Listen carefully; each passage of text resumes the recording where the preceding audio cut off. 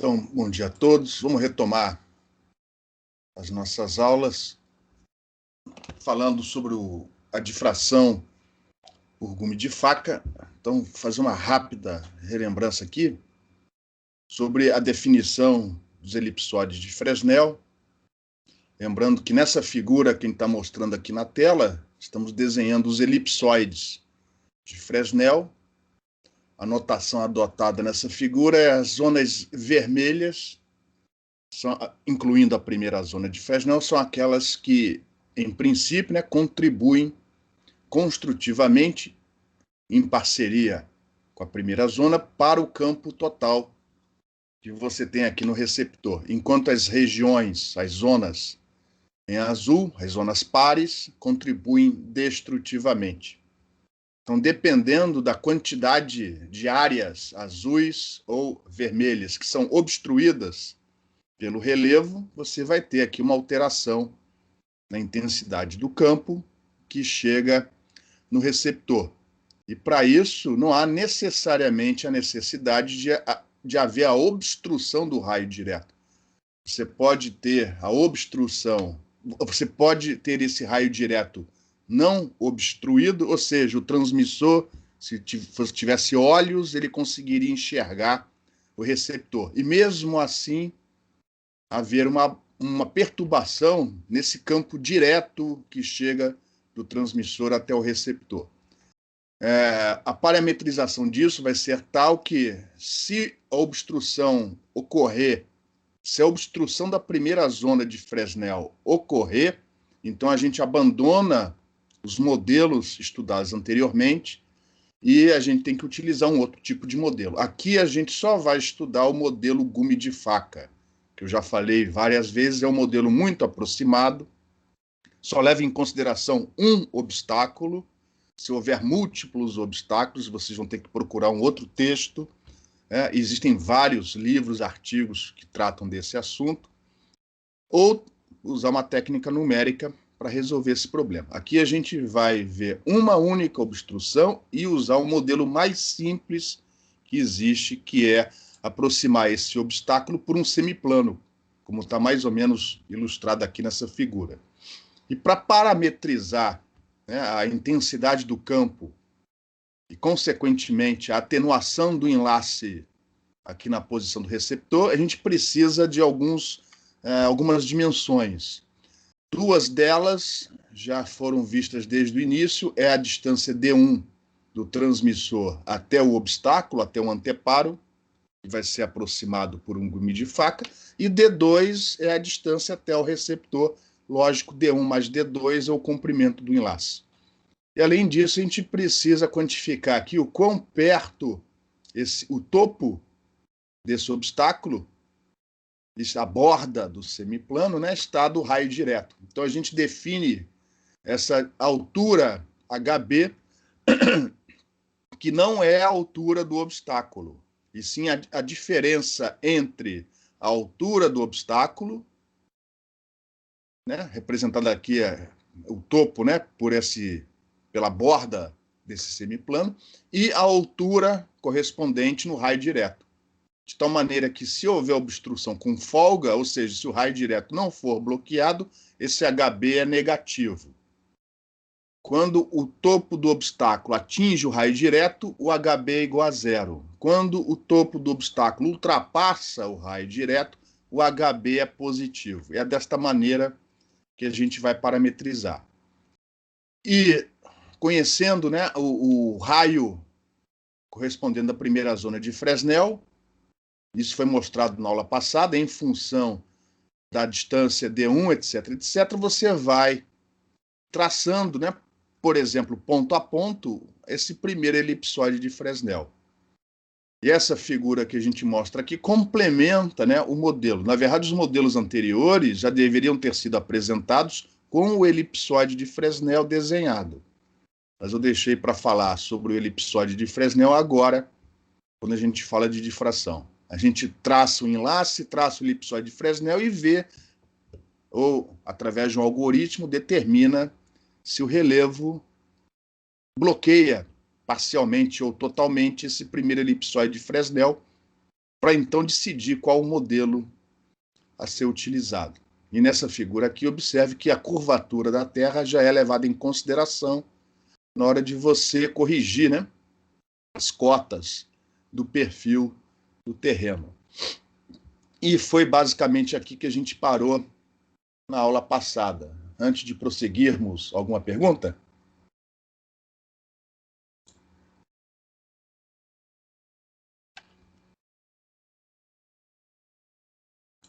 Então, pela enésima vez, observe que HB não é a altura do obstáculo, e sim a diferença de alturas, como está indicado aqui nessa figura. Aqui nessa figura, o HB é positivo. Então, vamos então tratar de quantificar essa intensidade de campo que chega no receptor nessas condições, nesse cenário. E aí o modelo é muito simples, tá? Não vamos dar os detalhes de como chegar na equação integral. Vamos usar essa equação. Ela é até intuitiva, a não ser pelas constantes. Mas se alguém um dia tiver interesse ou precisar disso, dependendo do que for fazer, uma referência excelente é o livro do Bohr and Wolff, o Princípios de Ótica.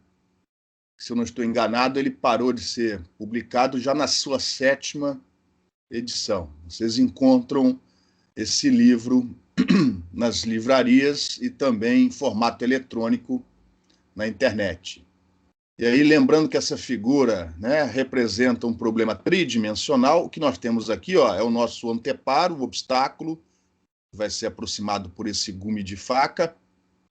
Essa abertura que você tem aqui, ó, ela vai desde HB, que é o topo, corresponde ao topo do obstáculo, até o infinito na direção Y. Mas ainda temos uma direção X para dentro, né, do plano de incidência, para dentro, apontando para dentro do plano desse slide. E nesse caso, nessa dimensão que é infinita, né, o X vai de menos infinito a mais infinito. E aí, lembrando do princípio de Huygens, cada ponto sobre essa frente de onda, cada pontinho, passa a ser a nova fonte do campo que você tem aqui no receptor. Qual é ignorando, né, a diretividade do transmissor, ou, se você preferir, assumindo que temos aqui um transmissor, uma antena transmissora isotrópica, ou seja, aquela que irradia a mesma densidade de potência em todas as direções, a intensidade e fase do campo que você tem aqui, ó, a abertura, que vai ser a nova fonte para o campo que chega no receptor, é uma onda esférica que sai desde o transmissor até o ponto correspondente. Eu desenhei aqui, ó, com coordenadas x' e y' nessa abertura. E essa onda esférica tem a amplitude variando de 1 sobre a distância, 1 sobre R1, e a fase dada pelo exponencial E elevado a menos JK R1. Só que depois, ó, esta nova fonte, nessa fonte equivalente, agora irradia a sua onda esférica deste ponto até o receptor. Então tem outro fator igual, só que agora, ao invés de R1, com a distância R2. E aí você tem, ó, somando as contribuições de todos os pontos nessa frente de onda, nós chegamos nessa integral. Em x', ó, de menos infinito a mais infinito, e em y' de HB, ou seja, daqui, deste limite até o infinito. Lembrando que para baixo o HB é negativo, para cima o HB é positivo. A única coisa que eu vou dever para vocês é essa constante aqui, ó, onde esse lambda aparece aqui, porque aqui tinha um K dividido por 2π. K dividido por 2π é 1 sobre lambda.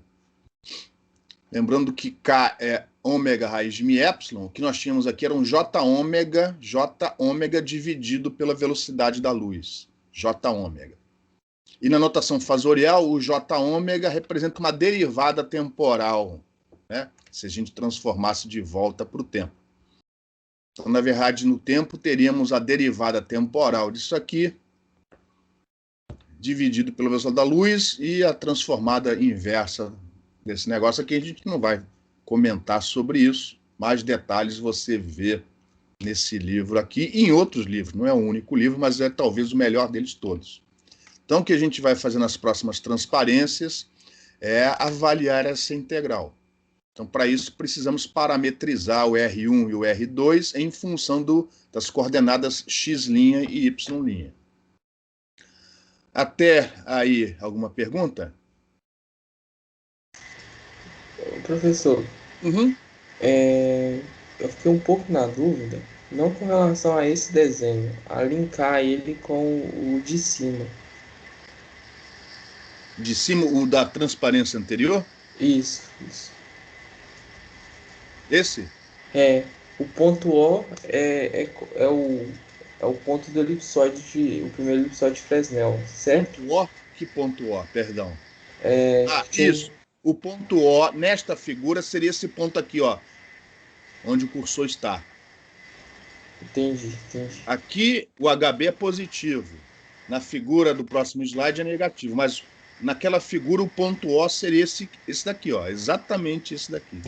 Beleza? Entendi. Beleza, Tranquilo? É tranquilo. interessante, eu poderia desenhar um ponto O aí também, você tem razão, tá? Se eu me lembrar depois eu acrescento. Mas o ponto O, então é este ponto daqui. E a integral vai ser feita, ó, daqui para cima em relação à altura, né? E da frente para trás em relação ao plano do slide, beleza? Beleza. Lembra que a frente de onda é em 3 dimensões, não é só nessa linha, né? Então a integral é uma integral de área. Mais alguma pergunta? Não, só isso, eu entendi agora. Beleza? Obrigado. Beleza. Olhando para O essa figura, ponto O, esse ponto aqui, o ó, ponto O é no eixo central da elipse, correto? exatamente. Beleza. E aí, ó, reparem, que de acordo com a figura que foi desenhada aqui, esse R1 e o R2 são essas hipotenusas aqui, ó. Então vamos conseguir reescrevê-las em função dos catetos. Um dos catetos, por exemplo, no primeiro triângulo, um dos catetos é D1. O outro cateto está desenhado aqui desse jeito, mas lembra que isso aqui é em 3 dimensões. Então isso aqui, ó, na figura, está desenhado como se fosse Y, Y'. Mas na verdade isso aqui é um rolinha, dado pela raiz quadrada de x' ao quadrado mais y' ao quadrado. Ó. Então esse x' ao quadrado mais y' ao quadrado equivale ao quadrado deste cateto. Enquanto que esse D1 ao quadrado é o quadrado do outro cateto, beleza? E identicamente para o outro triângulo. Acontece que essas distâncias D1, D2, as dimensões do enlace são muito maiores do que as demais dimensões, e quanto mais afastado do ponto O você estiver, menor é a contribuição. Tá? Até porque a gente não está levando em conta a diretividade do transmissor. Quanto mais afastado, né? Se a diretividade máxima estiver apontada para outra antena, quanto mais afastado esse ponto vermelho estiver aqui do ponto O, na prática, provavelmente menos intenso vai ser o campo nessa frente de onda e, consequentemente, menor é a sua contribuição. Então, a gente vai pegar essa raiz quadrada que está aqui, passar o D1 ao quadrado, né, para fora e usar aquela aproximação, aquela expansão em série de Taylor, pegando os dois primeiros termos que eu mencionei na aula passada. E vamos fazer o mesmo para essa raiz quadrada aqui de baixo. E aí a gente chega nessa expressão. Então isso daqui vai representar a aproximação que vai ser usada para o R1 e para o R2. Sempre assumindo que o D1 e o D2 são muito maiores que as demais dimensões, tá? Como a gente tem feito já praticamente desde o início deste curso. Só que aí, ó, o R1 aparece na amplitude e na fase do integrando. A gente já viu que para a fase nós precisamos de tomar todos os cuidados necessários. Então, para a fase, a gente vai usar a melhor aproximação possível. Essa daqui, para o R1. Mas para amplitude, se você tem um tamanho, um comprimento de enlace de milhares ou centenas de comprimentos de onda, se você errar por 1 ou 2 ou 10 comprimentos de onda, na amplitude não vai fazer diferença nenhuma. Então, para as amplitudes, nós vamos usar só o primeiro termo, ou seja, o R1 vai ser aproximado por D1 e o R2 por D2. Para amplitude. Para as fases, nós vamos usar os dois termos, tá? E aí a integral de cima é reescrita desta maneira. Eu juntei tudo na mesma exponencial, usei a aproximação completa para as fases e para as amplitudes, ó, eu deixei só o D1 e o D2, que são constantes para essa integral, daqui a pouco eles vão ser passados para fora. Em relação a essa passagem, alguma pergunta?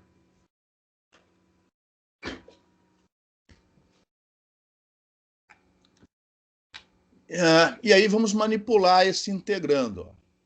Reparem que esse termo daqui, ó, D1 mais D2, também é constante para a integral, e a exponencial correspondente também pode ser passada para fora. Então a gente reescreve essa integral desta maneira aqui, ó. Onde aqui, ó, eu já fiz D1 mais D2 igual a D. No que ficou lá dentro, repare, um termo do argumento da exponencial vai depender só de x', enquanto que outro termo vai depender só de y'. Então, ao invés de uma integral dupla como essa, eu posso substituir isso por um produto de duas integrais. Uma cuja variável de integração é x', de menos infinito a mais infinito, e a outra cuja variável de integração é y', de hb até infinito. Esta integral aqui, ó, tem solução fechada. Na aula passada eu mencionei o integrator do Wolfram. Então, por exemplo, se você usar o integrator lá do Wolfram, ou se você consultar uma tabela de integrais, eu não vou mostrar isso aqui, tá? Mas você consegue determinar que essa integral tem um resultado fechado e é dado por isso daqui, ó. Que, logicamente, depois que a gente passar, né, multiplicar por isso, vai dar uma... os termos vão ser reajustados depois. E fica esta integral aqui, ó, para ser avaliada. Então, se não me engano, na próxima eu já juntei este termo em vermelho com este, sobrou isso daqui, ó. E aqui nós reconhecemos o nosso campo direto, ou seja, este daqui, ó, essa onda esférica, seria o campo que chegaria no receptor, caso não houvesse obstáculo, relevo nenhum, é o campo do modelo espaço livre. Enquanto que todo o resto que está aqui, ó, vai ser a perturbação provocada pelo efeito da difração, que vai nos dar a nossa função f, que é o desejo da gente, é quantificar aquela função f que vai ser, então, utilizada para obter a atenuação do enlace. Então, repare, isso aqui é o campo direto do espaço livre e o resto é a perturbação que esse campo é a perturbação do campo provocada pela difração. Se este módulo aqui for maior que 1, é porque, na verdade, você teve mais áreas azuis bloqueadas. O campo que chega aqui é mais intenso do que o que você teria se, por acaso, não tivesse obstrução nenhuma. Se o módulo disso for menor do que 1, é porque é o contrário, né? Você está bloqueando mais áreas vermelhas do que azuis. Tá? Bom, seguindo, o que eu fiz aqui nessa última passagem foi uma mudança de variáveis para que esta integral aqui, ó, ficasse nesta forma, porque esta é uma forma reconhecida nos livros de matemática. Essa daqui, ó, é a integral complexa de Fresnel. Não é à toa que recebe o nome de Fresnel. Tá? E esse parâmetro gama, após a mudança de variáveis de y' para w, esse parâmetro gama é dado por essa expressão aqui, ó. Então, repare, nós vamos ter o resultado dessa integral em função desse parâmetro que eu chamei aqui de gama. Ou seja, em função do HB, do D1 e do D2, e lógico, e do comprimento de onda. Até aí, alguma pergunta?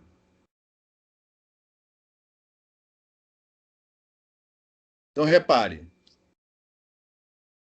identificando esse primeiro termo, esse fator de onda esférica aqui, ó, como sendo o campo direto na nossa presente situação, e reescrevendo esse raiz de J dividido por 2 desta maneira, observem que 1 mais J dividido por 2 é igual a raiz de J dividido por 2. Então, este fator aqui, ó, é o nosso campo direto, segundo o modelo do espaço livre, é nossa referência, e o resto é a perturbação que esse campo sofre por causa do anteparo, modelado aqui como um gume de faca. Podemos prosseguir? Alguma pergunta? Na próxima transparência, essa transparência que eu vou mostrar agora, eu acrescentei nos últimos dias, tá? Vocês não têm isso no PDF de vocês. É só falar um pouco mais, né, de como avaliar essa integral aqui, ó. É uma integral que não pode ser avaliada analiticamente, mas por aparecer em tantos problemas físicos há vários séculos, ela acabou recebendo o nome função de Fresnel, integral de Fresnel, ou no caso aqui, integral de Fresnel complexa. Então, se um dia vocês tiverem que lidar com a solução, com a avaliação dessa integral, você tem já isso programado, tanto no matemática do Wolfram, como também no MATLAB. Então, é a transparência depois dessa. Então, concluindo, ó, o módulo, segundo o modelo gume de faca, o módulo do campo que chega no receptor é o módulo do campo que chegaria, segundo o modelo do espaço livre, vezes essa função f, que é aquela integral que eu mostrei antes, tá? Só que eu resolvi colocar um Dzinho aqui, ó. Por que eu fiz isso? Geralmente, nos modelos anteriores, a função f tem dois termos.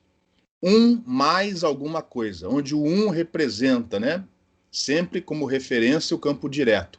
1 representa a contribuição do campo direto, mas a outra coisa é a contribuição do campo espalhado. Agora, a função f não tem esse 1 mais alguma coisa, porque aqui não faz sentido falar de campo direto mais alguma coisa. Então, é a nossa função f, só que eu coloquei um Dzinho aqui, só para ressaltar que é devido ao modelo difrativo que estamos usando. Então, a nossa função f é essa integral aqui de Fresnel, multiplicada por esse termo aqui na frente. E o parâmetro gama, como já foi dito antes, ó, é dado por essa expressão aqui. Se você preferir, ó, você pode reescrevê-lo como alguns autores fazem, reescrever o parâmetro gama em função do raio da primeira zona de Fresnel. Aí, dependendo do texto, ou você vai encontrar deste jeito, ou deste jeito aqui. É a mesma coisa, tá? E aí, segundo o modelo gume de faca, a atenuação em dB, né? A atenuação do enlace é aquela do espaço livre. Mais uma vez, ó, o nosso modelo do espaço livre aparecendo aqui, menos 20 log do módulo da função f, onde a função f agora é dada por essa expressão aqui. Aí, relembrando pela enésima vez o modelo do espaço livre, menos o ganho do transmissor em dB, menos o ganho do receptor em dB, mais atenuação de espaço livre, porque no espaço livre a frente de onda é esférica, e se houver perda de polarização, você põe aqui. E agora, ó, a nova função f, que neste caso não depende da polarização. O modelo gume de faca adotado é escalar. Então, ele não independe, né, se a polarização é horizontal, vertical ou arbitrária. Então, aqui a gente não vai ter uma função f para polarização horizontal e outra para vertical. É a mesma função. Então, a gente vai usar essa função ao invés da função f que a gente usava, ou usa, né, nos modelos anteriores. Antes de prosseguirmos, alguma pergunta? Então, ó, ficou... Oi, pois não, pode falar. Esse perda por polarização é por conta do que mesmo? É a questão é o fator de perda de polarização. Uma antena pode estar polarizada, por exemplo, verticalmente, a outra horizontalmente. Então, elas estão, isso aqui leva em consideração possíveis descasamentos de polarização entre as antenas. Ou melhor Isso é falando, aquela né? conta. Oi, que conta? Não, eu ia perguntar se essa é aquela parte da conta que leva em conta a diretividade. Não, a diretividade está aqui dentro, ó. No ganho das antenas, nós temos tanto a diretividade como também a eficiência associada a perdas nos cabos, descasamento de impedância. A diretividade está aqui dentro, para o transmissor e para o receptor. Isso daqui é perda de polarização. Ou seja, a polarização do campo que incide no receptor pode não estar casada com a polarização da antena receptora, que é algo que a gente só levou em consideração num exercício aqui no curso, bem lá para trás. Já nem me lembro quando foi que a gente viu.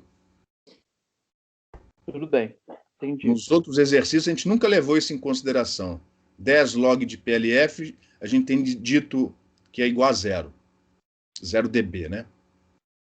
Beleza. Beleza? Mais alguma pergunta? Agora sim, eu acho que é a transparência que eu falei que eu coloquei nos últimos dias, né? Como calcular essa função f? No livro, nas recomendações do ITU, já aparece o gráfico disto aqui, ó, que é o que a gente vai usar para resolver os exercícios. Mas se um dia você precisar, essa função é integral, pode ser reescrita em termos das integrais de Fresnel. Aí eu vou mostrar aqui, sem prova nenhuma, né, as relações. O que eu fiz foi, repare que eu reescrevi essa integral deste jeito, ou seja, eu falei que a integral de gama até infinito é igual, e lógico que é, né? A integral de 0 até infinito menos a integral de 0 até gama. E isso vale independente do gama ser positivo, quando o HB for positivo, ou negativo, quando o HB for negativo. Isso aqui vale independente do sinal desse parâmetro gama. Esta integral aqui, ó, tem solução analítica fechada. Desculpa. Tá. Aí, isso daqui, ó. Perdão. Isso daqui tem solução analítica fechada, é igual a esse termo entre parênteses. Enquanto que isso daqui, ó, eu usei aquela. Esqueci o nome agora, mas aquela propriedade da exponencial complexa, onde a parte real é cosseno, e aqui a parte imaginária é menos j seno. Então eu quebrei esta integral em duas, parte real e parte imaginária. Esta integral aqui e esta outra aqui são as integrais de Fresnel, cosseno e seno. Se você for nos livros de matemática, você vai ver essa notação aqui. São as integrais de Fresnel. No MATLAB, a gente agora... repare que nesta integral ficou faltando para a função f este termo. Então, eu multipliquei este termo aqui de cima, aqui embaixo. Ou seja, a função f de d se escreve deste jeito em função das integrais de Fresnel. E agora, sim, no MATLAB, essas funções já estão pré-programadas. Então, no MATLAB, você programaria a sua função f segundo o modelo gume de faca desta maneira aqui. Tira o módulo disso, tira o logaritmo do módulo, multiplica por 10, você faz os gráficos. Se não me engano, é o gráfico que a gente vai mostrar daqui a pouco. Beleza? Então, essa transparência aqui, ó, eu acrescentei nos últimos dias, vocês não têm ela. É só para dizer, ó, se você um dia precisar calcular no MATLAB, ou seja lá onde for, você tem aqui as relações em função das integrais de Fresnel. Aí está o gráfico, tá? Então, na verdade, vocês não vão ter que fazer esse cálculo. Esse gráfico vai ser fornecido para vocês. Eu gerei, né? Eu implementei aquela fórmula anterior e gerei o meu próprio gráfico, mas aqui eu preferia colocar o que vem na própria recomendação do ITU. Eu peguei a recomendação correspondente, né, do ITU em PDF e copiei essa figura. Só para deixar claro é o seguinte, isso é usado mesmo tendo esse modelo gume de faca, sendo esse modelo gume de faca aproximado, isso ainda é usado, nem que seja como referência, inclusive pela União Internacional de Telecomunicações. E aqui está o nosso parâmetro gama. A letra, na verdade, isso aqui não é gama, né? É o Ni, acho eu. Mas, enfim, é aquele parâmetro que a gente mostrou. Negativo é obstrução com folga, positivo é obstrução propriamente dita. Quando o HB é igual a zero, quando o gama é igual a zero, 6 dB de atenuação. Ou seja, esta daqui é a atenuação que você tem em cima da atenuação dada pelo modelo do espaço livre. Você calcula a atenuação segundo o modelo do espaço livre e soma este valor aqui. Esse valor que está aqui já é menos 20 log do módulo da função f. Repare, enquanto a obstrução é com folga, ora a atenuação diminui, ora ela aumenta. Ora ela diminui, ora ela aumenta, segundo, em relação à do espaço livre. Aí ela atinge um máximo, ou melhor, a atenuação, né, atinge um mínimo, aí depois ela só passa pelos 6 dB e depois vai embora. E o gráfico aqui foi truncado entre gama igual a menos 3 e mais 3. Então, alguns valores interessantes.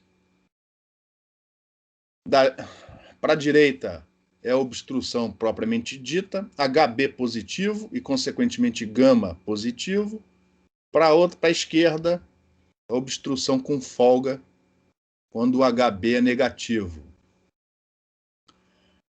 0 dB, essa linha verde, corresponde ao valor que você vai obter segundo o modelo do espaço livre. Então, 0 dB é o nível do modelo espaço livre.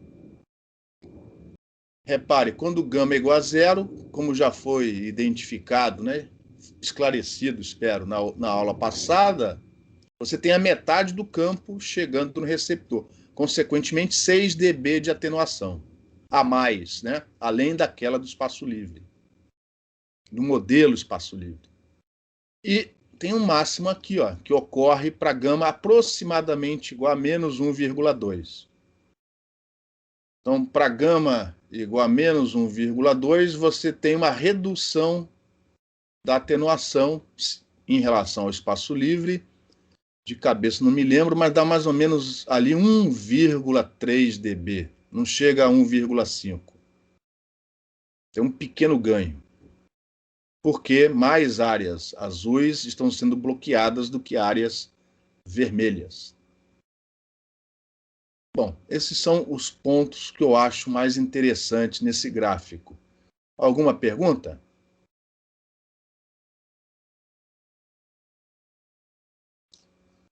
No livro-texto, vocês vão encontrar uma fórmula que te dá este gráfico por seções. Ou seja, de gama daqui para lá, você usa essa aproximação.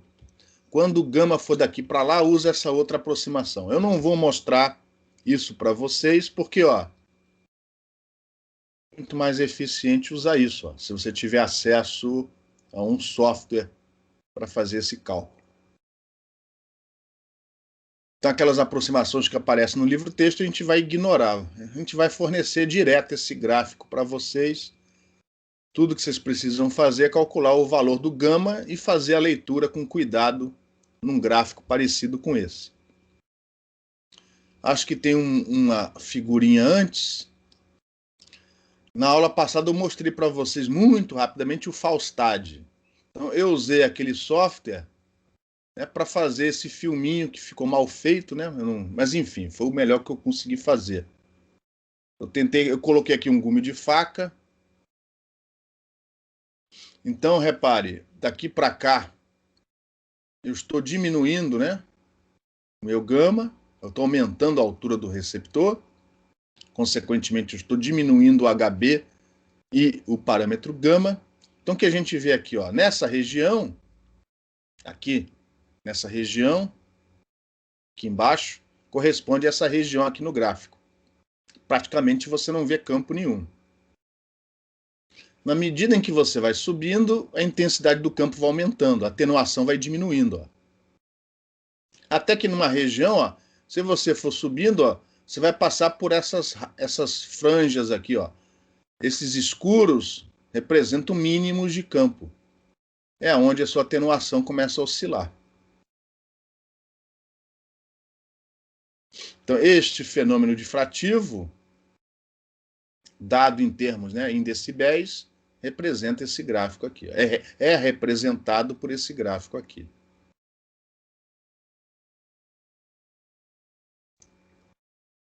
Alguma pergunta? Podemos prosseguir. Agora é resolver exercícios. Então, vamos resolver o primeiro exercício.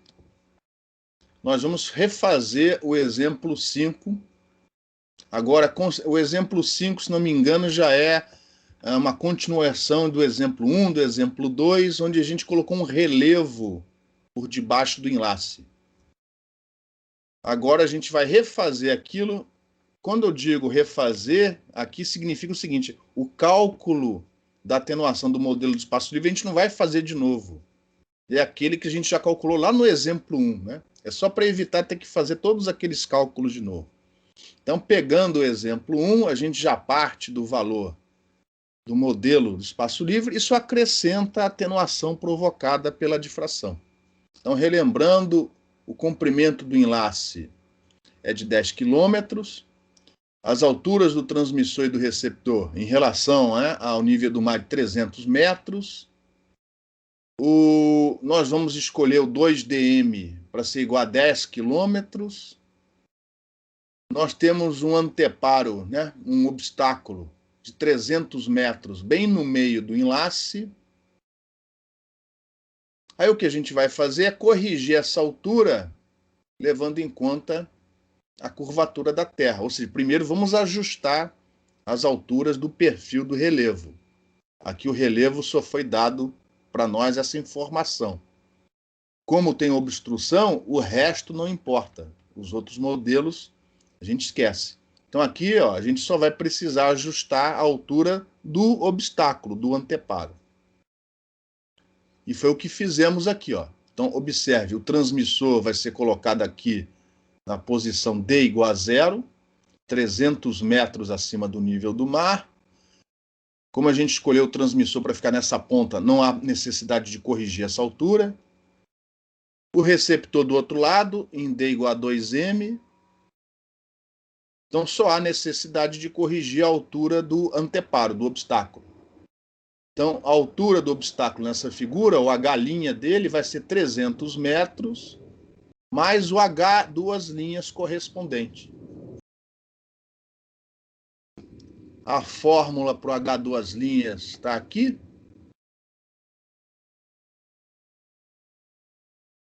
(2dm) é igual a 10 km. O D é exatamente a metade, 5 km. O raio da Terra, 6.400 metros. Como aqui sobrou espaço, eu coloquei tudo em metros, cheio de zeros. No final, ó, o H duas linhas para esse problema deu 1,95 metros. Então, nesta figura, o anteparo, o topo dele, vai estar a 301,95 metros. Como as alturas, como neste caso particular, cuidado, como neste caso particular, a altura do obstáculo, do transmissor e do receptor são todas iguais a 300 metros, acaba que esse H duas linhas tem o mesmo valor do HB. Ou, se você preferir, o HB tem o mesmo valor do H duas linhas. Eu já vi aluno que não estuda, não se prepara, olha para esse exercício e acha que HB igual a H duas linhas e taca na prova. Não é verdade. Por acaso, deu igual neste exercício. Talvez até por isso não seja um bom exercício, mas enfim. Por isso que eu incluí mais um exercício depois desse também nos últimos dias. Vocês não têm esse último exercício na transparência de vocês, tá? Então, o HB é igual a H duas linhas neste exercício em particular. Em relação ao que foi dito até o momento, alguma pergunta?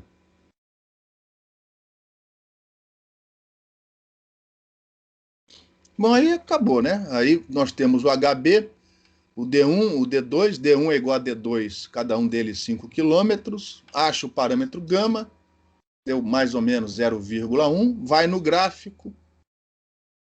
Aí no olhômetro, 0,1 deu mais ou menos aqui. Isso correspondeu, arredondando, a 7 dB de atenuação. Positivo, 7 dB positivo. Ou seja, a atenuação do enlace é aquela já calculada no exemplo 1 para o modelo do espaço livre, acrescentados de 7 dB.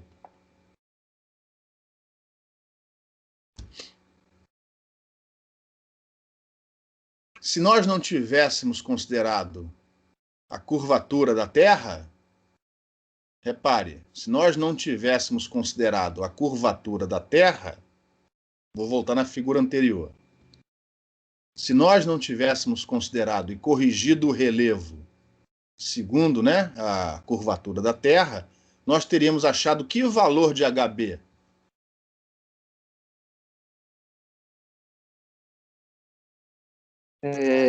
Nulo. Oi? Perdão, desculpa, não ouvi direito. Zero. Zero. E aí, se a gente fosse fazer a leitura no gráfico, que valor de atenuação a gente teria? 6 dB. Teríamos errado de 1 dB. Isso é relevante ou não? Depende da situação. Tá? Na dúvida, tendo software para isso, né? O tratamento gráfico no braço é chato, mas num computador isso é tranquilo. Leve em conta a curvatura na hora de você ajustar o perfil do relevo. Aqui teria feito uma diferença de 1 dB no cálculo. Alguma pergunta sobre esse exemplo? Mais um exemplo que já foi bastante prático no passado. Hoje em dia eu acho que não é tanto utilizado, que é a justificativa para a utilização de difratores em alguns poucos enlaces. Então agora, ó, continuando o exemplo 7, vamos para o 8. Agora o nosso anteparo, né, que não tem mais 300 metros. A gente pode corrigir esse anteparo para tentar aumentar o que for possível a intensidade do campo, da potência que chega no receptor. Ou seja, diminuir o máximo que for possível a atenuação desse enlace, segundo o modelo gume de faca, né? Então, para isso, o parâmetro gama deveria ser, ó, aproximadamente menos 1,2. Com isso, a gente tem um ganho quase de 1,5 dB, né? Ou uma diminuição, se você preferir, de quase 1,5 dB em relação àquela do modelo do espaço livre.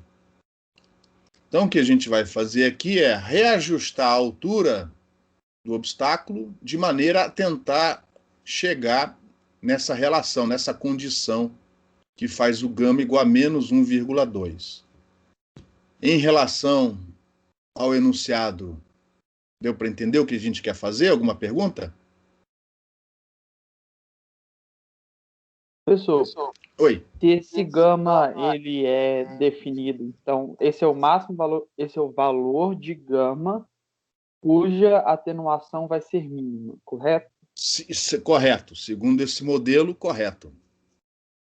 Ok. E isso muda principalmente a distância do gume de faca ou nada a ver? Aí é que tá. Na verdade, a gente não vai mudar a distância dele, porque, vamos supor, se for uma montanha, fica difícil, né? Você não pode mexer na posição do morro, você pode mexer na posição do transmissor e receptor. Mas a gente não vai lidar com isso, não. A gente vai mexer na altura do Não. obstáculo. Se for possível, ou seja, se o obstáculo for mais baixo, a gente põe alguma coisa para aumentá-lo e tentar chegar nesta condição aqui, gama aproximadamente igual a menos 1,2. Ou seja, você já viu que isso daí só pode ser aplicado em situações muito, muito particulares. Mas já foi bastante utilizado no passado. Hoje em dia já é menos utilizado, né? Então, vamos lá. Beleza. Desculpa, alguma pergunta? Não, acho que entendido. Então, neste problema, vamos manter os mesmos parâmetros, D1, D2, comprimento de onda. Aliás, eu esqueci de falar. Deixa eu aproveitar, né, para deixar claro. No exemplo anterior, precisamos do comprimento de onda. E como era a continuação de outro exercício, lembra que lá a frequência era de 1 GHz. Então, esse 0,3 metros é o comprimento de onda em 1 GHz. Não ficou claro aqui, né? E aqui continua, né, o nosso lambda igual a 0,3 metros. Tá aqui, ó. Ou seja, aqui a gente está trabalhando ao contrário. Dado o gama, qual é o valor do HB dentro dessa situação que faz com que o gama seja igual a menos 1,2? E chegamos neste problema em particular que o HB deveria ser negativo, ou seja, o topo do morro deveria estar abaixo, né, do raio de visada direta, naquela posição de menos 23,24 metros. Ou seja, deveríamos ter esta situação, com uma folga aqui, ó, entre o topo do obstáculo e o raio direto de 23,24 metros. E aqui, ó, já levando em consideração a curvatura da Terra, então repare, H, duas linhas, 1,95 metros, mais a altura que o obstáculo deveria ter, que não é mais aquela de 300 metros, né? Mais o HB, isso tem que dar 300 metros. Neste problema, onde as alturas do transmissor e do receptor foram feitas iguais para simplificar a geometria. Então, ó, para que o máximo de potência ou o mínimo de atenuação ocorresse, segundo o modelo do gume de faca, a altura do obstáculo H em relação ao nível do mar deveria ser de 274,81 metros. Beleza? Eu coloquei aqui módulo de HB porque nesta figura, neste problema, não em todos, apenas neste, o HB é negativo. Isso aqui não é um problema geral, é um problema que foi proposto aqui, estamos resolvendo. Então, o que eu quero dizer com isso? Antes de resolver o problema, faça a figura, desenhe a figura. Tá? Não vai olhando para a fórmula, HB tem que colocar módulo aqui, depende do problema. Neste tem que colocar. Se o HB, se o anteparo tivesse ultrapassado, a resposta é não tem solução. O que você quer não é possível. Então desenhe a figura antes, para não fazer bobagem, porque os exemplos são muito simples. Em relação a esse slide, alguma pergunta?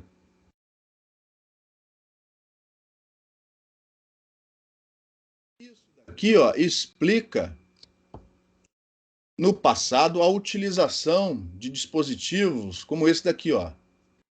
A empresa telefônica fazia lá o cálculo do enlace, percebia um morro no meio do enlace, quase encostando no raio direto, aí acrescentava uma coisa como essa daqui, ó. Isso aqui é um difrator. Isso era muito utilizado nas décadas de 1960, 1970.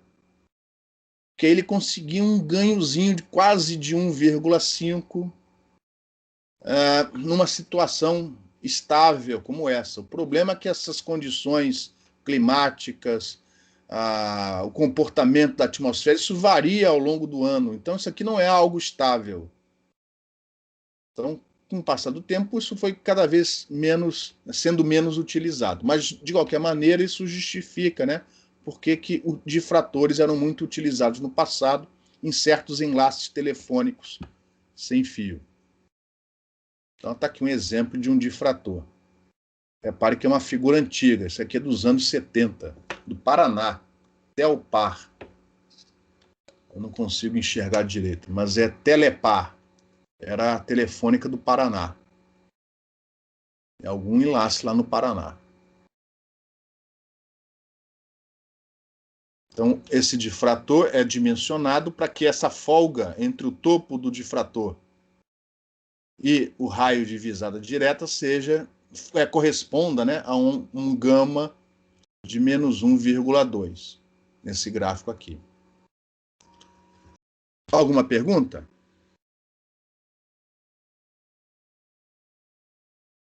E aí, até por causa das confusões que alguns alunos faziam no passado com o exercício anterior, eu resolvi incluir mais um que vocês não têm aí nas transparências de vocês, né? Porque isso foi incluído há 2 semanas atrás, mas corresponde a um exercício do Rapaport.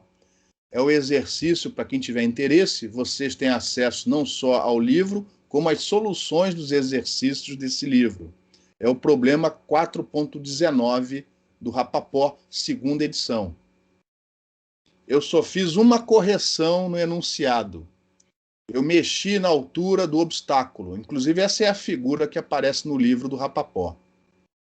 Onde eu corrigi a altura do obstáculo, a altura que está na figura não é essa, nem me lembro mais qual é, para que o parâmetro gama caísse dentro do domínio do gráfico, de menos 3 até mais 3. Se não me engano, a altura lá é maior que 70 metros, aí o gama ia sair fora do gráfico, aí, ia ter que calcular de novo. Então, eu ajustei para 70 metros para o gama ficar mais ou menos igual a 3. Ficou bem no limite do gráfico. Mas, tirando fora esta mudança, este é o enunciado do problema 4.19 do Rapaport. Então, neste problema, ele não está levando em consideração a curvatura da Terra. Eu não sei se eu faço isso na solução, depois a gente vai ver. A altura do transmissor é de 60 metros. A altura do receptor, segundo o enunciado, é de 5 metros. O D1 é de 3 quilômetros e o D2 é de 2 quilômetros. Lógico, o comprimento do enlace é de 5 quilômetros. E o obstáculo que vai ser modelado como um gume de faca, knife edge, é de 70 metros. Isso daqui, eu corrigi. Coloquei em vermelho justamente para destacar isso. Interessante no enunciado é o que acontece muitas vezes nos textos, e quando o pessoal que trabalha, né, não é um cara de antenas, às vezes o pessoal faz confusão com diretividade e ganho. Tá? Então, repare, aqui existe essa ambiguidade. Olha como é que o enunciado foi dado, traduzindo livremente para o português. A potência do transmissor é de 10 watts, o ganho do transmissor 10 dBi, né?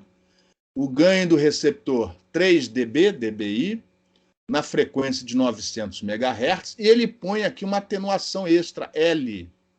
L geralmente o símbolo usado em inglês, loss, né, para atenuação, perda.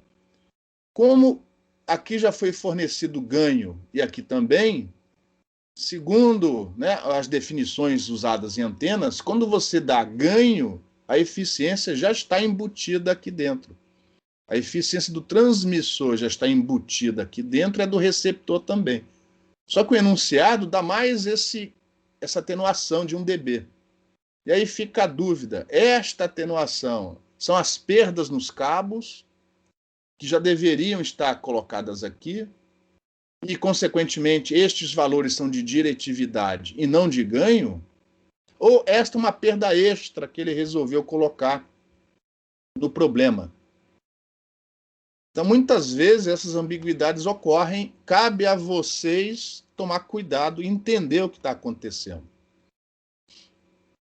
Então, vamos fazer esses valores aqui, vão ajudar você a calcular a atenuação segundo o modelo do espaço livre.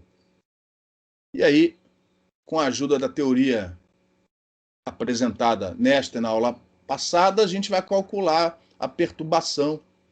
No caso aqui, vai ser um aumento da atenuação em relação à do espaço livre. E aqui, eu já usei esse exemplo, porque aqui a altura do transmissor e do receptor não são iguais. Então vai até uma inclinação aqui, na trajetória e vai deixar mais claro, né, como calcular o HB numa situação como essa, quando as alturas do transmissor e do receptor não são iguais, que é o caso geral.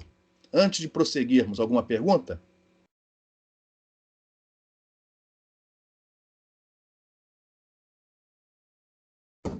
Nenhuma pergunta? Que beleza, hein? Então vamos lá.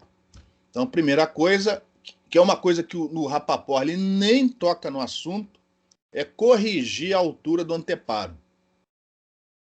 Então, para manter a coerência, né, nós vamos colocar D igual a 0 aqui, D igual a 2dm, 5 km aqui. Então, essas alturas, no nosso problema, não serão corrigidas. Vamos corrigir só a altura do obstáculo. Aí eu achei o H duas linhas correspondentes na posição de 3 km. Cuidado com as unidades. Repare, eu coloquei tudo aqui em quilômetro para não encher de zero, né? Mas o resultado final eu já converti para metros.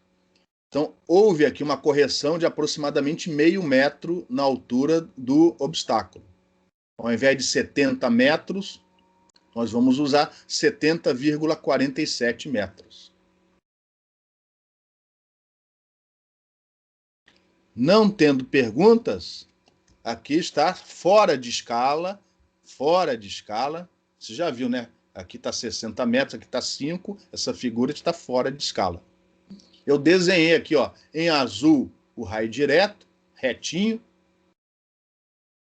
Aqui, ó, a altura do obstáculo corrigida, 70,47 metros.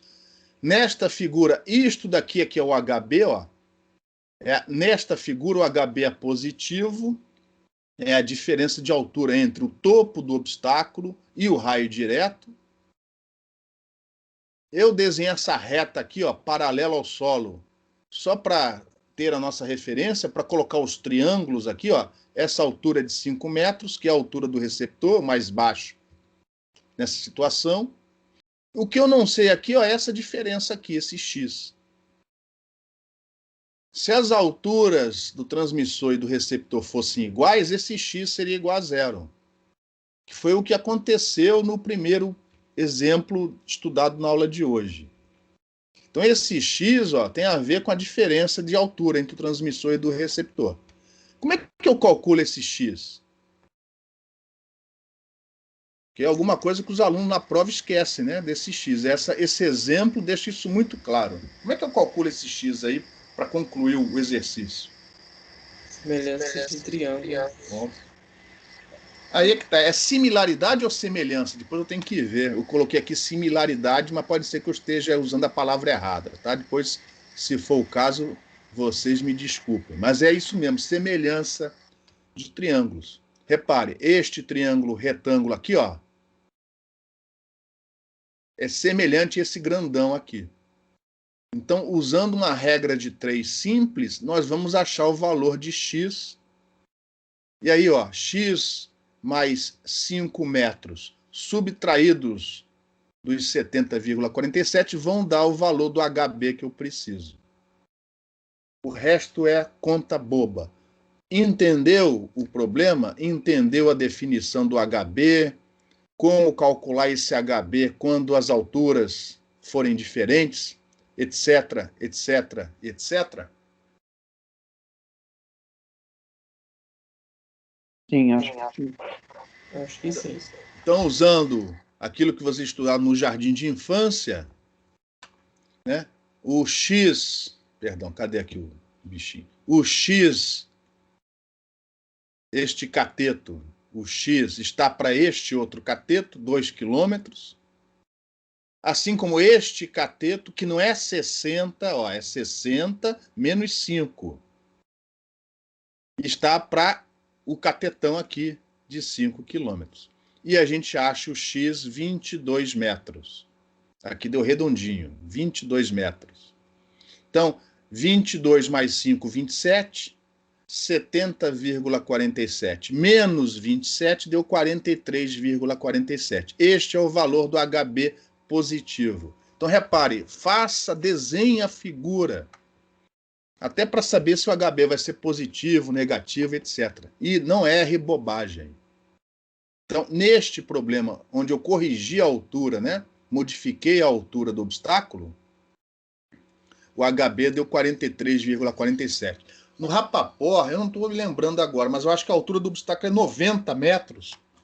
Então, isso aqui dá 63 metros. Aí o gama é muito alto, ele sai fora do gráfico, tá? Então, eu corrigi, eu variei de 90 para 70 para ficar, no final, um gama que fique dentro do gráfico que eu mostrei antes.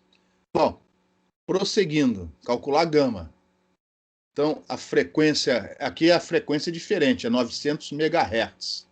Então, o comprimento de onda deu 33,3 centímetros, D1, 3 quilômetros, D2, 2 quilômetros, o D1 mais D2, 5 quilômetros. Cuidado com as unidades, não erre bobagem. No final, ó, deu um gama que foi um pouquinho maior que o 3, 3,07. Aí a gente vai no gráfico e forçando um pouco a barra, né? Saindo um pouco aqui para fora, eu forcei a barra. Lógico que isso aqui eu calculei com a ajuda do MATLAB, mas enfim, eu calculei aqui 22,7 dB.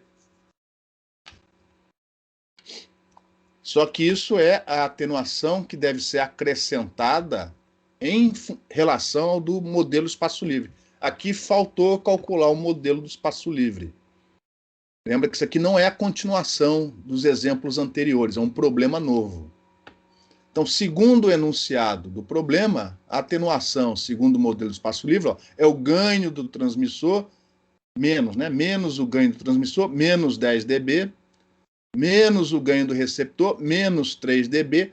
Ele deu aquela perda de 1 dB, então eu coloquei aqui, mais 1 dB. Tem a atenuação de espaço livre. Eu não vou mostrar a fórmula, vocês vão fazer os cálculos depois. Deu 105,51. Não está sendo considerada descasamento de impedância, perdão, de polarização. PLF 0 dB, tá vendo?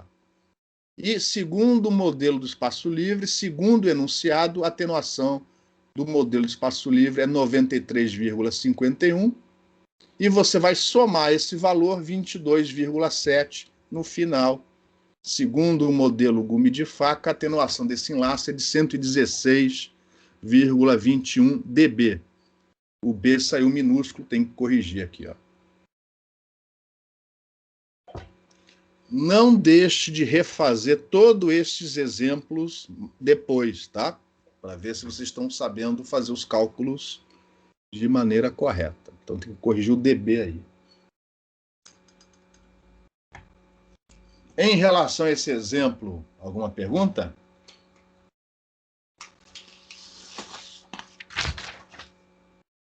Esse L de Loss, então, ele está representando a perda que o próprio gume de faca está sendo responsável. Não, exatamente. Não, exatamente não. Esse L é do enunciado. O Rapaport está dizendo, ele está dando os ganhos das antenas, 10 dB, 3 dB, e dando uma perda de 1 dB. Não está claro que perda é essa. Geralmente isso daí tem a ver com perdas nos cabos. Mas, puxa vida, se ele está dando perda nos cabos e também está dando ganho, que negócio é esse? Então, eu simplesmente peguei os valores dos ganhos e somei essa perda que ele deu. Entendeu? Mas não está claro. É porque existe, às vezes, os autores, tá, confundem ganho com diretividade. E aí eles fornecem a diretividade como se fosse ganho, e aí põem as perdas nos cabos em separado. Entendi. Então, esse exemplo, inclusive, é bom para vocês se depararem com outros enunciados, né, diferentes daqueles que eu costumo fornecer. Ele pôs essa perda lá. Perdão, deixa eu só concluir o raciocínio. E eles têm que lembrar o seguinte: perda aumenta a atenuação, diminui potência, para não errar o sinal. Entendeu? Então aqui é mais 1. Se você fizer isso, você não erra nunca esses sinais. Qual era a pergunta? Eu ia perguntar se isso essas perdas podem estar associadas a condições climáticas. Não está claro, não está claro. Provavelmente não, mas não está claro no enunciado. Ele deu aquele enunciado, a gente teria que ver os outros enunciados, o próprio texto para ver. Eu acho que ele define esse L como sendo perda nos cabos, tá? Mas para ter certeza eu teria que ler com mais calma. Coisa que vocês já viram que eu não faço direito. Beleza? Beleza. Mas é plausível, né? Que agora, perdas só concluindo, eu não leio direito, mas vocês são obrigados a ler, tá bem?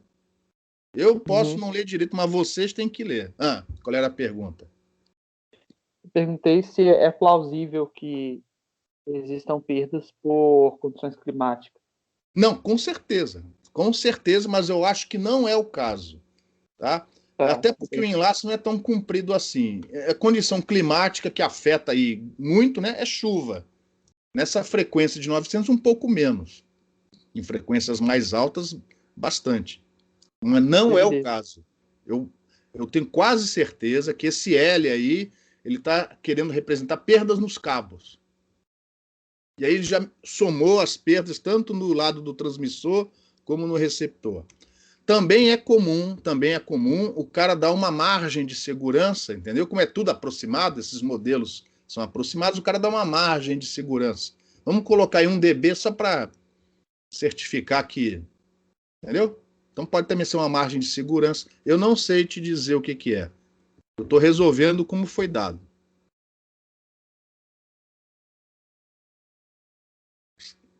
Mais alguma pergunta? Bom, não tendo pergunta, lembra que esse exercício aqui é extra. Vocês não têm... mas agora vocês têm o vídeo, tá? Então não deixem de fazer não só o problema 4.19 do Rapaport, mas quantos vocês conseguirem fazer. Lembrando que o Rapaport, em nenhum momento, ele corrige a altura de terreno, ele faz tudo como se fosse retinho, porque os enlaces dele geralmente são enlaces curtos, né? Ele está mais interessado em comunicação pessoal, telefonia móvel, do que no resto, tá? Então, como sobrou muito tempo, não vamos usá-lo todo, mas vamos iniciar o próximo assunto. Já vamos agora para o conjunto 4 de transparências, onde a gente se dedica à atmosfera não homogênea. Então, provavelmente, espero que não, né? Mas provavelmente vai ser a primeira e última vez que vocês vão ver na vida de vocês um problema envolvendo propagação de ondas num meio que não é homogêneo, tá? É óbvio que a atmosfera não é homogênea. Pensando de uma maneira bem simplista, quanto mais alto, né, quanto mais você se afasta do solo, o que acontece com a temperatura? Geralmente, né? Geralmente. Oi? Diminui. Vai diminuindo, vai ficando mais frio. O ar vai ficando mais rarefeito. E por aí vai. Então, o índice de refração, na melhor das hipóteses, varia com a altura. Na melhor das hipóteses. Porque, além disso, também varia com a umidade relativa do ar. E se o enlace for muito comprido, essa umidade relativa do ar, ela pode variar ao longo do enlace, não apenas com a altura. E você pode ter enlace sobre parte sobre a terra, ou terreno, né? Parte sobre uma água, um canal, um rio, que pode estar com a água gelada, e aí você tem uma inversão de temperatura, ou seja, mais perto, se a água estiver gelada, pertinho da água está mais frio, aí você vai subindo, vai se afastando da água, a temperatura aumenta, vai ficando mais quente, mas aí você continua subindo, a temperatura volta a diminuir. Então essas coisas fazem com que o índice de refração da atmosfera varie. A variação é muito pequena. Vocês vão ver aqui que os valores do índice de refração da atmosfera são praticamente aqueles do vácuo. Entendeu? A gente tem assumido o tempo todo aqui vácuo. Ou seja, índice de refração igual a...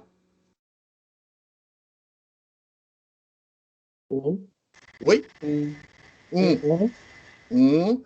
Pergunta, como é a definição do índice de refração de um meio? O que é?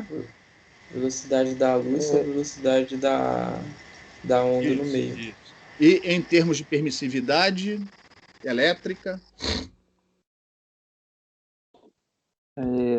Raiz de μ sobre μ. Só que um é relativo e o outro é o da própria... Não, enfim. A razão é que é o relativo. É a raiz quadrada da razão da permissividade do meio dividida pela do vácuo. Isso. Ou seja, o índice resultado de refração... Pois não, pode falar. O resultado é a raiz do μ relativos. Mi não, epsilon. Só o epsilon, porque o mi a gente... você tem razão, é porque aqui a gente vai sempre assumir a permeabilidade a do vácuo. A gente só vai trabalhar com a permissividade. Mas é isso mesmo. O índice de refração é a raiz quadrada da permissividade relativa. É isso que vai ser usado. Então, o tempo todo, até o momento, a gente... perdão, eu falei em cima de todo mundo. Ficou claro? Alguém tem alguma dúvida em relação a índice de refração? É possível ser complexo esse valor? Sim, mas aqui para o solo vai ser. Porque o solo, como ele é dissipativo, ele vai ter perdas, e no domínio da frequência, como vocês viram em TIOG, a gente define a condutividade, e o epsilon, a permissividade, é complexa.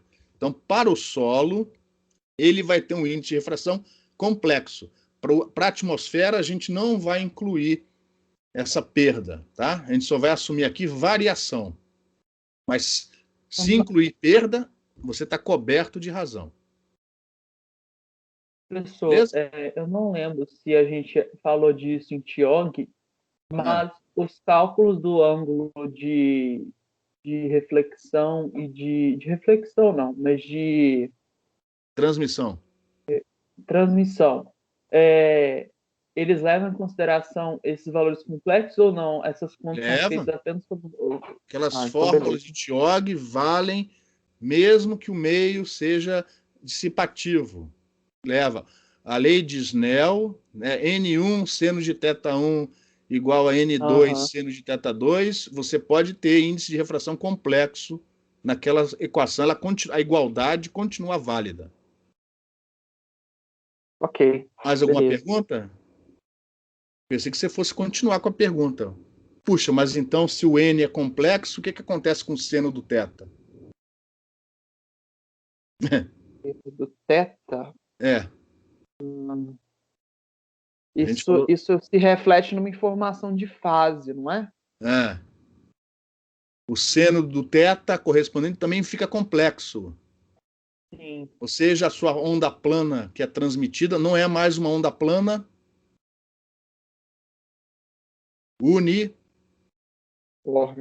É uma onda plana não uniforme. Tudo isso a gente viu em TIOG. Aquelas equações continuam válidas, mesmo quando o meio é dissipativo. Mesmo quando o meio é chamado metamaterial. As equações são sempre as mesmas, beleza? Só que aqui a gente não está preocupado com onda transmitida e o meio 1, onde acontece a onda, né, onde está a onda refletida, vai ter sempre a permissividade real. Então aqui aqueles problemas não vão aparecer. Porque eles aparecem, mas estão debaixo da terra, a gente não se preocupa com eles. Beleza. Beleza ou não? Mas tudo aquilo foi visto em TIOG, tá? Aquelas equações valem, inclusive, quando o meio for dissipativo. Se você estiver estudando ótica lá e o seu prisma tiver dissipação, aquelas equações continuam válidas. A teoria é a mesma. Beleza? Desde que seja linear, homogêneo, e aqui agora vai... perdão, linear, isotrópico, e agora aqui vai ser não homogêneo. É um exemplo que a gente não estudou em TIOG. Mais alguma pergunta? Então, voltando ao que eu estava falando. Então, nos problemas anteriores, a gente sempre assumiu o índice de refração da atmosfera unitário. Tá? E vocês vão ver que ele continua praticamente unitário. O índice de refração da atmosfera na prática, ele muda na quarta casa decimal. É assim, 1,000 Aí começa a aparecer número 400 e por aí vai. 400 não, 4, né? Mas é só na quarta casa decimal que deixa de ser igual a zero. Isso para enlaces curtos não faz diferença nenhuma, mas se o enlace for comprido, pode fazer e muita diferença, principalmente se aparecerem esses caras daqui, que a gente vai ver na última aula, antes da prova, os dutos troposféricos, que é justamente quando você tem inversão de temperatura e por aí vai. Então, antes de falar de duto troposférico, vamos falar, então, da atmosfera não homogênea. E aí, um modelo mais simples, que é o que a gente vai adotar aqui, é o da atmosfera estratificada. O que significa isso? Que o índice de refração varia apenas com a altura, e não ao longo do enlace, só com a altura. Aí tem o blá, blá, blá, ó. O índice de refração, né, como vocês já mencionaram, é a raiz quadrada da permissividade relativa da atmosfera, que é praticamente unitária, mas aí como esses valores, ó, como esse valor de N é 1,000,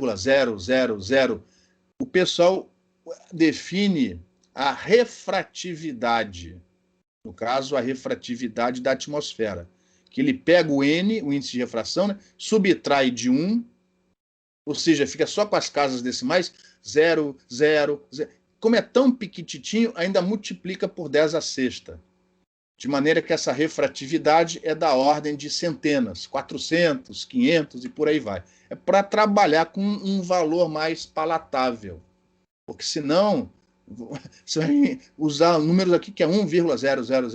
Então, para você não ter que trabalhar com esses números, né, próximos de 1, a gente utiliza, né, ou define a refratividade. Ela está relacionada ao índice de refração por esta relação aqui. E aí, segundo os estudos que são feitos, né, exceto em certas frequências onde ocorre fenômenos, né, quânticos, essa refratividade, ou seja, o índice de refração da atmosfera varia de acordo, mais ou menos, né, de acordo com essa fórmula aqui, ó, onde T é a temperatura ambiente, né, daquela altura, daquela posição, nesta fórmula em graus Kelvin. PV é a pressão atmosférica, ou no caso aqui a pressão do vapor d'água, em milibar. E P é a pressão. PV, a pressão do vapor d'água, na verdade tem a ver com a umidade relativa do ar. E P é a pressão atmosférica. E aí o modelo adotado assume o seguinte, ó, estas coisas variam com a altura, e apenas com a altura. É isso que a gente vai fazer. E aí, ó, assumindo que esta figura represente, ó, a variação do índice de refração com a altura, nós temos aqui, ó, ao invés de fazer algo contínuo, eu fiz algo discreto para a gente conseguir enxergar. Então aqui, ó, primeiro, o que está mais perto do solo é o N1, depois o N2, N3, e conforme a altura vai aumentando, você tem os diferentes meios, né, ou estratos, né, com os seus índices de refração. Repare, assumindo que o próximo seja maior, olha o que acontece com a trajetória do raio. Toda vez que ele refrata para um novo meio, como o próximo é mais denso, tem um índice de refração maior, a trajetória faz uma curva para cima.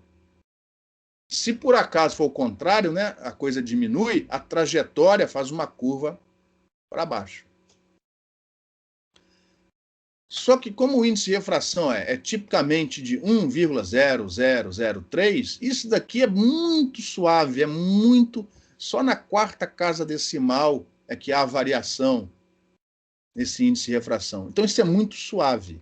Para enlaces curtos, que é o objetivo, né, a preocupação maior do Rapaport, não faz diferença nenhuma. Mas para enlaces compridos, telefonia rural, troncos de micro-ondas de uma cidade para outra, de um estado para outro, esta variação tem que ser levada em consideração, principalmente quando naquela região surgem os tais dutos troposféricos. E no Brasil é comum surgirem dutos troposféricos em certas regiões. Floresta amazônica, o dia vai amanhecendo, aquilo ali é cheio de vapor d'água. Na medida em que o sol vai subindo, aquilo vai esquentando, aquele vapor d'água vai subindo da mata, da floresta. Isso muda a variação do índice de refração com a altura. E aí problemas surgem por causa dessa curvatura na trajetória. Então, antes de falar de maneira qualitativa sobre dutos troposféricos, vamos tentar ver como calcular essa trajetória, que é a direção de propagação da frente de onda. Ou seja, vocês estão percebendo que a frente de onda não é mais uma frente de onda esférica, ela é deformada, né? Porque se ela fosse esférica, a trajetória continuaria retinha até o receptor. Em relação a essa transparência, alguma pergunta?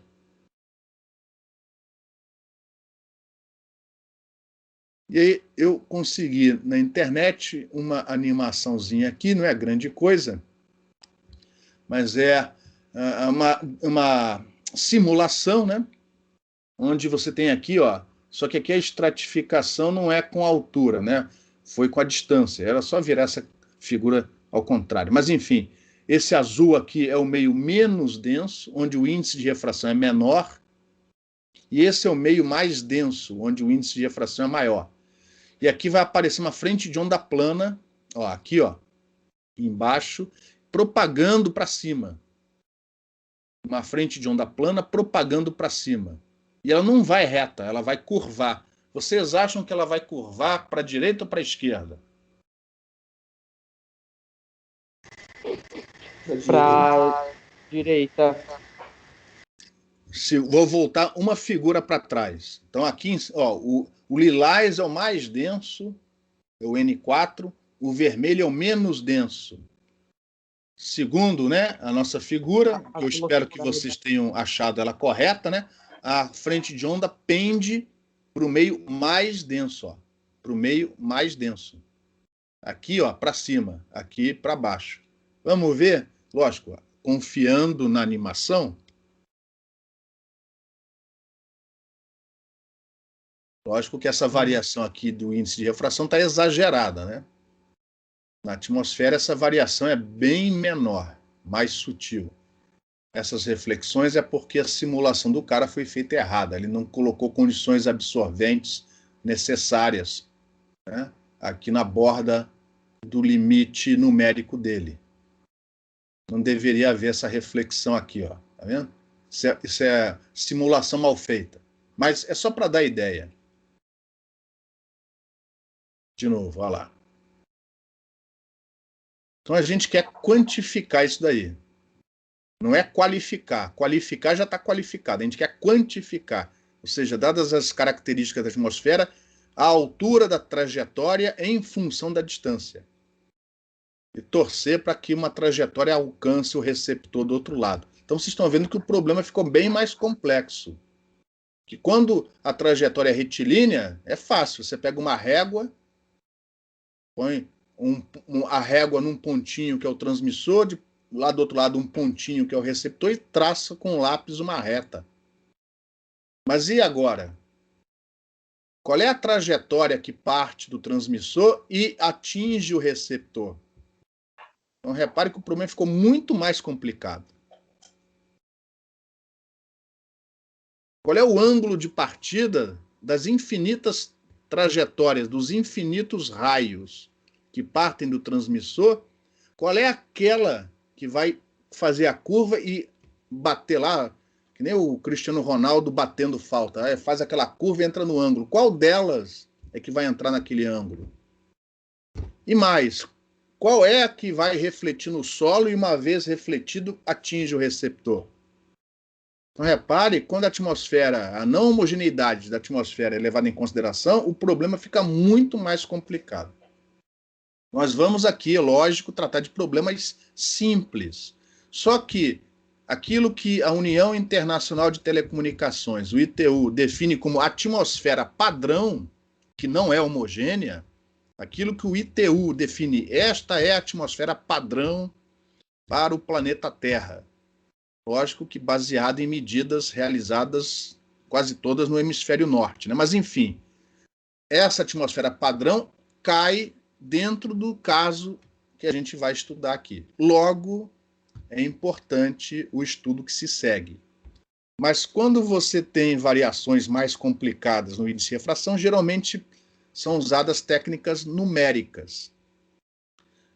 O professor Cássio investiga, né, junto com os alunos de pós-graduação dele, algumas dessas técnicas. A mais utilizada é a de equações parabólicas. Aí você resolve isso no computador usando diferenças finitas e você acha as trajetórias, enfia lá o receptor na posição onde o campo é mais intenso e fim de papo. Aqui a gente vai estudar um modelo clássico, vai ter uma equação que vai ter, lógico, solução, e vocês vão se surpreender mais tarde, que para alguns casos particulares, e a atmosfera padrão é um caso particular, vocês sabem o que vai acontecer? Vou antecipar, né? Isso aqui a gente só vai ver na próxima semana. Aí tem um monte de equação, que é para vocês não ficarem tristes, né? Porque eu não gosto de dar resultado, eu gosto de mostrar como se chega no resultado. Então vai ter aí um monte de coisa para vocês se divertirem. E o que vai acontecer, ó, vai ser isso daqui. Não é sempre, tá? Em alguns casos particulares, mas a atmosfera padrão cai nesse caso particular. Quando você faz aquela figura, só faltou aqui o elipsoide de Fresnel, que vocês já viram, vai ser todo torto, né? Não vai ser mais um elipsoide, mas ponto a ponto você continua calculando os raios da mesma maneira. Então você consegue desenhar o seu elipsoide torto aqui, ó. Só que aí a gente vai ver o seguinte, que graficamente existe um truque que você faz, que é definir um raio de curvatura da Terra diferente. A gente chama isso de raio equivalente da Terra. Está aqui em cima. Raio equivalente da Terra.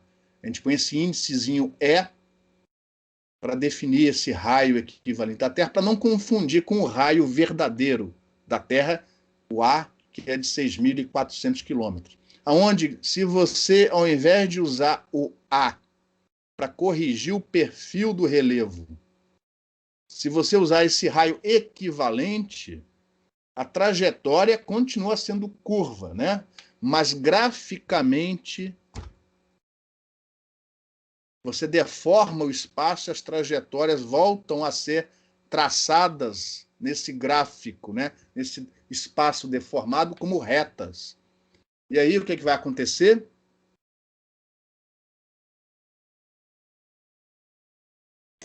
A gente consegue usar os modelos que a gente já Brilhante, viu? Propagação é muito fácil, pô. É ridículo. Exatamente, você volta a usar todos os modelos que a gente estudou até o momento. Exatamente. Tudo que você tem que fazer é, ao invés de usar o A, o verdadeiro raio da Terra, para corrigir a curvatura, você usa o raio equivalente. É exatamente isso. E aí você não perde nenhum modelo visto anteriormente. Mas isso não pode ser usado sempre. Isso só pode ser usado em determinadas condições. Felizmente, a atmosfera padrão é uma dessas, recai numa dessas condições, tá? Só que para chegar nisso, que é o resultado que a gente quer realmente, eu vou mostrar para vocês, né, como é que a gente chega nessa conclusão nas próximas aulas. Em relação à atmosfera estratificada, que a gente começa a ver na próxima terça-feira, alguém tem alguma pergunta? Professor, Oi. alterar unicamente o raio da Terra não afeta os outros parâmetros quantitativos? Tipo assim, consequentemente, se eu alterar o raio da Terra, eu vou alterar o HB. Se eu alterar o HB, consequentemente, eu vou alterar aquele ganho ou atenuação, né, da questão de Fresnel. Com certeza. Mas aí basta alterar o raio, porque o raio está contido nas outras fórmulas. Basta apenas o raio, então. Isso, exatamente, porque a gente vai assumir que esse índice de refração e, consequentemente, o próprio raio equivalente não varia ao longo do enlace. Então, todo esse enlace possui o mesmo raio equivalente, vamos dizer assim, da Terra. Tá. Se esse índice de refração, por exemplo, variar significativamente ao longo do enlace, esquece tudo que a gente vai ver nas próximas aulas. Aí você tem que resolver o seu problema ou usando medidas, fazendo um monte de medidas, criando um modelo estatístico, entendeu? Que geralmente é o mais prático, no final das contas. Ou se for algo estável, perene, resolver numericamente, né? Usando uma outra técnica baseada nas equações de Maxwell, onde você resolve uma equação integral ou uma equação diferencial. Né? Enfim, mas aqui a gente só vai levar em consideração variações com a altura. E mesmo assim, não são todos os casos onde esse truque pode ser usado. É só em alguns casos. Porém, a tal atmosfera padrão, definida assim pelo ITU, é um desses casos. Logo, essa técnica é muito prática, é muito utilizada. E como já foi dito, você pode usar todos os modelos que já foram vistos para trás e os que vão ser vistos para frente, pô. Beleza? Okay. Então, na verdade, né, o que ficou faltando até agora? Né? Foi, nos modelos anteriores, desenhar o elipsoide de Fresnel e, na verdade, usar o raio equivalente da Terra e não o raio da Terra. Mas, como eu prometi para vocês, o modelo ia ser apresentado aos poucos, para vocês irem entendendo o que a gente está fazendo. Não simplesmente cuspir o resultado final. Beleza? Beleza. E isso pode aumentar ou diminuir o raio da Terra? Pode tanto aumentar como diminuir. Deixa eu ver aqui se tem alguma figura. Não, com certeza tem. Ó, aqui tá a atmosfera padrão, só antecipando para vocês. Recai nesse caso.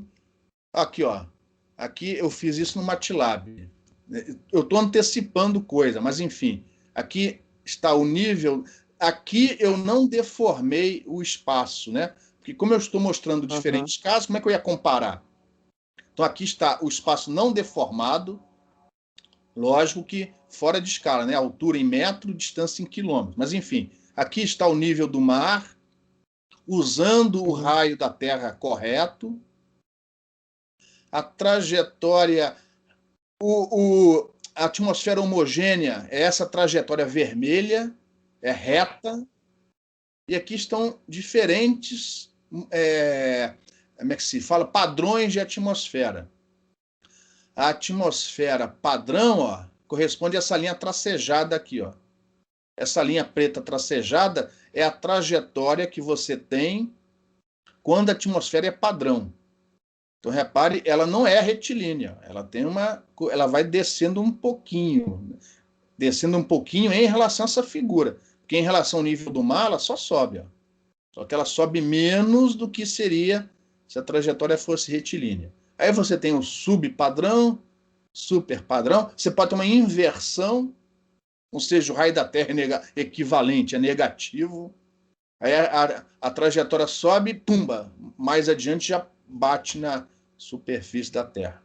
Alguns pesquisadores, por causa dessa curvatura, no início do século XX, achavam que era possível usar o fato da atmosfera não ser homogênea para transmitir informação para o outro lado da Terra, o outro lado do planeta, né? Só que depois o pessoal foi estudando e vendo que não era bem assim, que a inclinação, que isso não é possível, né?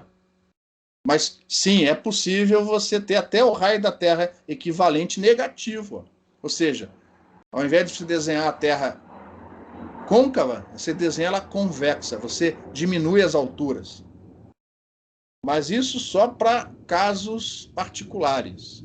Casos práticos, porém particulares. Nos casos mais complicados, aqui tem outra figura tirada de um artigo. Nos casos mais complicados, por exemplo, quando você tem duto troposférico, aí lascou. A gente vai ver esses exemplos todos nas próximas aulas. Duto troposférico, você pode ter situações como essas aqui, ó. Ou seja, o índice de refração ele diminui com a altura, depois começa a aumentar. E aí, ó, acontecem coisas loucas como essas aqui.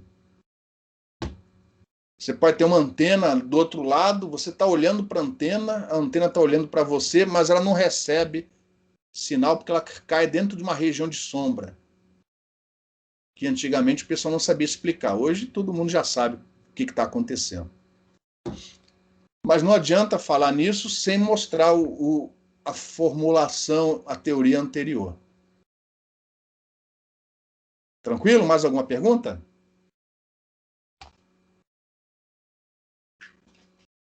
Então, na próxima terça-feira a gente vai, apesar das equações, pessoal, não é tão difícil assim, tá? É porque eu gosto de colocar tudo detalhado, tudo mastigado. Então, vocês vão ver que não é difícil chegar pelo menos nos casos mais simples, né, nas trajetórias e, consequentemente, no raio equivalente da Terra. Então, não tendo mais perguntas, pessoal, vou parar a gravação por aqui. Daqui a pouco eu ponho o